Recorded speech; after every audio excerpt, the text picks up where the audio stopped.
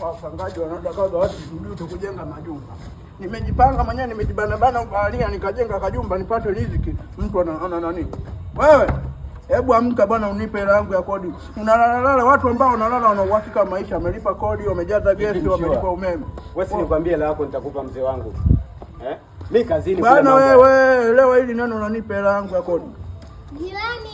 Jirani kaa kimya, usinifuatilie. Naongea na mwenye nyumba. Achana na mimi. Unaongea na mwenye nyumba nini? Wewe nipe hela yangu ya kodi, unaongea na mimi nini? Mimi nimeleta maongezi. Najua kwamba unadaiwa kodi. Wewe mama mlipie bwana. Hiyo ulipiwa kodi una lolote. Mama mbona unanipika tena chenga mwili? Sasa nisikilize. Mimi nakulipia jirani yangu. Wala usijali. Hivi vitu vidogo sana hivi. Jirani Sasa nisikilize mwenye nyumba. Hii hapa chukua hela yako, sitaki umsumbue jirani yangu. Usijali.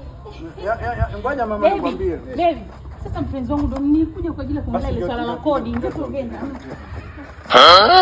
Kuangalia kodi.